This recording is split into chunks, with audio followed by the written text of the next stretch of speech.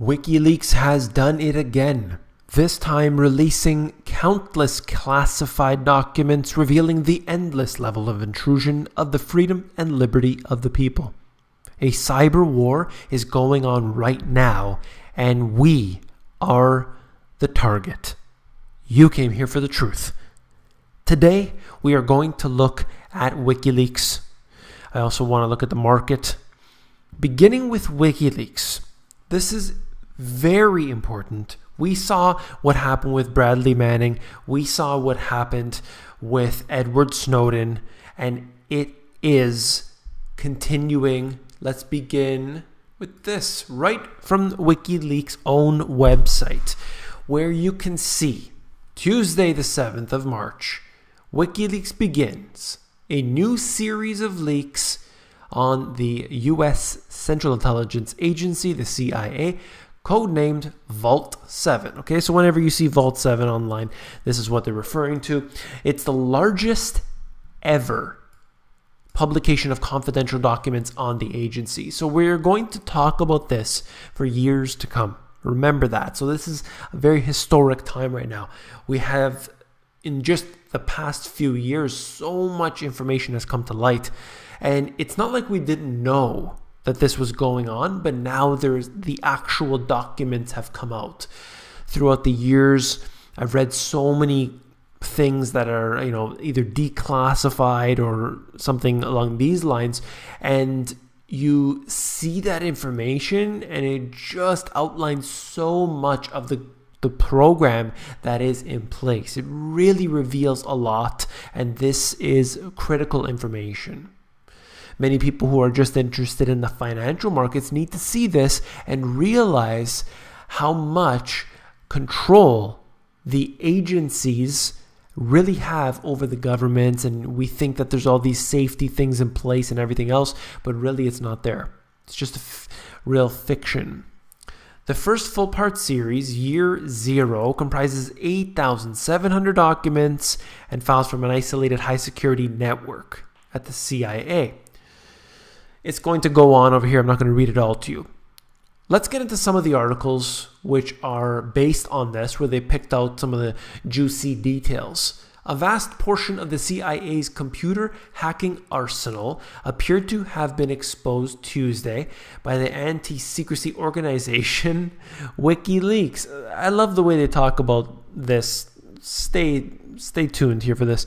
Out of the Washington Post and some of the others I show you here, they talk about it like it's they're bad people or something because of what they're doing, which posted thousands of files revealing secret cyber tools used by the agency to convert cell phones, televisions, and other ordinary devices into implements of espionage. What are they talking about here?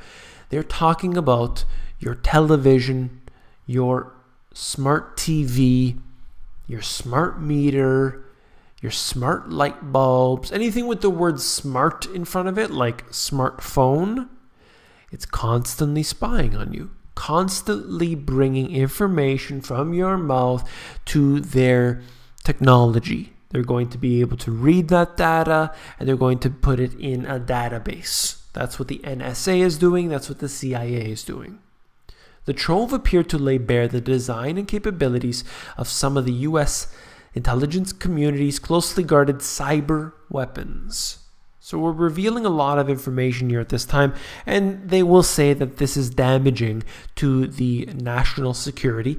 And of course, that means they have to then get who is responsible. Of course, they're going to, if they ever get Edward Snowden, you know that he wouldn't be treated very fairly at all, that's for sure. A breach that is likely to cause immediate damage to the CIA's efforts to gather intelligence overseas and place a new strain on the U.S. government's relationship with Silicon Valley giants, including Apple and Google. And I do believe that that's where we have to realize that this is not a lie. This is not the truth. This is in fact a lie.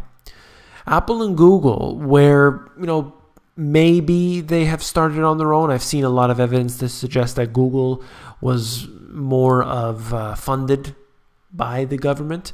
Doesn't matter. Let's just pretend that they started off as their own entities and they were built up. At this point right now, we know that they are completely integrated with the government. They may suggest we're not going to let them hack into the phones and we are not going to let them do this and that and we are going to be all free, we're going to be transparent and all this. You know, when you really look at what they've done over the years, you know that's not true. You know it. It's just a fact. Whether they say that on the outside or not, it simply doesn't matter. Wikileaks, which claimed to have gotten the files from a current or former CIA contractor, touted the trove as comparable in scale and significance to Edward Snowden's release. Moving on. The anti-secrecy organization WikiLeaks posted thousands of documents Tuesday purporting, okay? Remember, it's not real, okay? Nobody said it's real. It's just purporting to reveal CIA hacking secrets, including suggestions that the spy agency is able to turn smart televisions into listening devices and defeat encrypted communications such as Signal and WhatsApp. NBC News has not verified the authenticity of the documents, but computer experts and former intelligence officials were treating them as real. And essentially what they're saying is that, and perhaps I'll just wait till this next article, let me show you right here. The U.S. intelligence agencies are facing fresh embarrassment after WikiLeaks published the biggest ever leak. And it goes on. The thousands of leaked documents focus mainly on the techniques for hacking to reveal how the CIA cooperated, check this out, with British intelligence to engineer a way to compromise smart televisions and turn them into improvised surveillance devices. So what did they do? Well, your TV has a little feature, and that is an on and off button, right? Probably all used to that. Well, when you turn your TV off, there is something called fake off, and it actually suggests that when your TV goes off, it can still remain on, record the information that it is picking up, and pass that on to the CIA. And that's what is going on. It's not just the NSA, it's the CIA.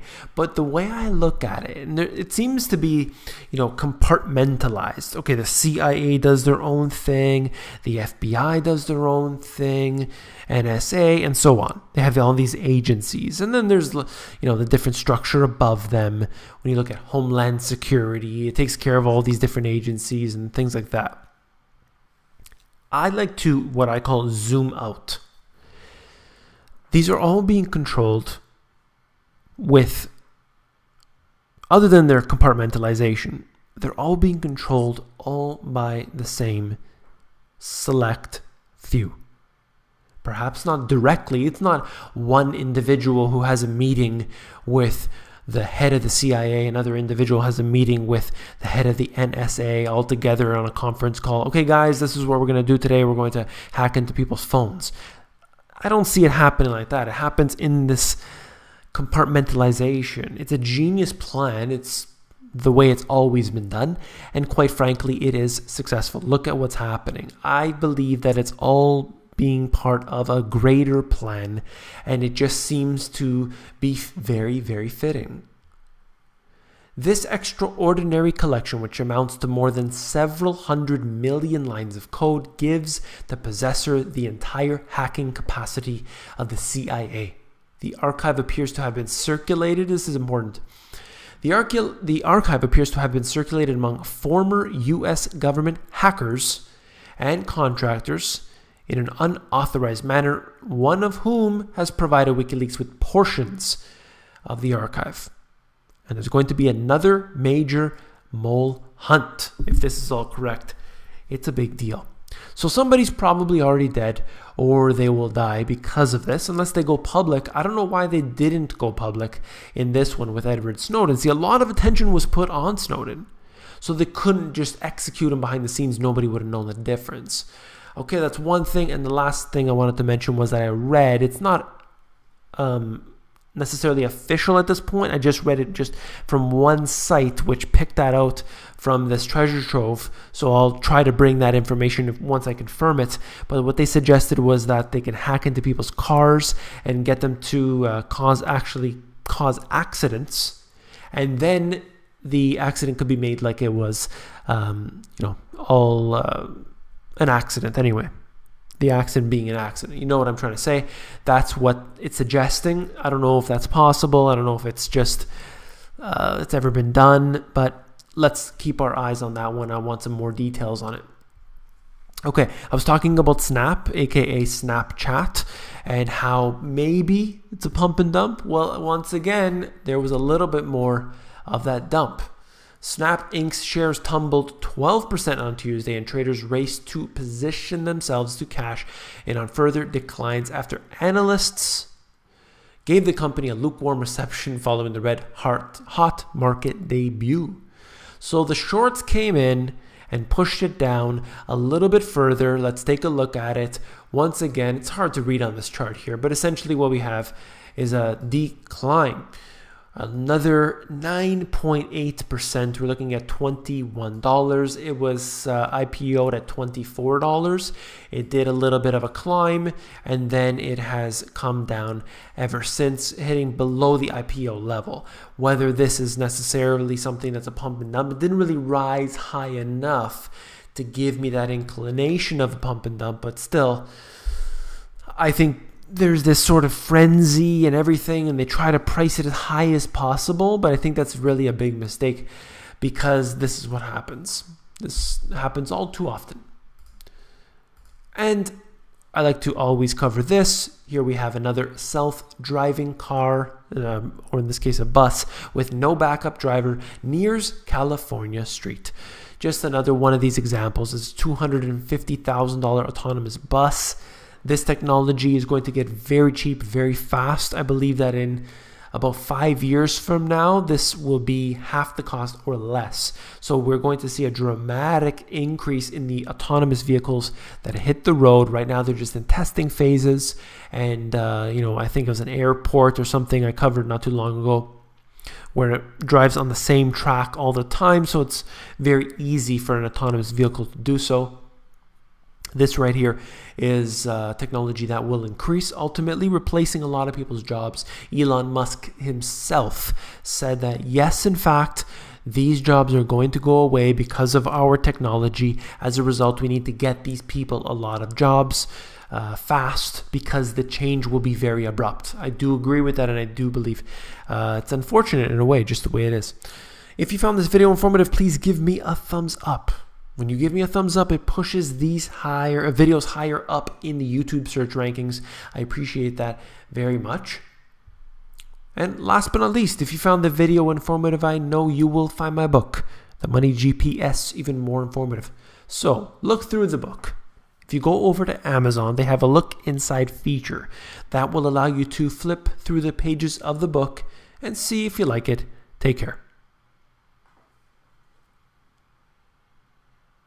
I just want to thank each and every one of you out there who has supported me in one way or another. I want to specifically mention the Patreon individuals who donate to me regularly. Thank you so much. Thank you to all those who have donated through either Bitcoin or through PayPal. I really appreciate that very much. Whenever I see a donation, every single penny that comes in, I'm so grateful for that, because it means that you really care about the work that I provide. So I really, really do appreciate that. Thank you.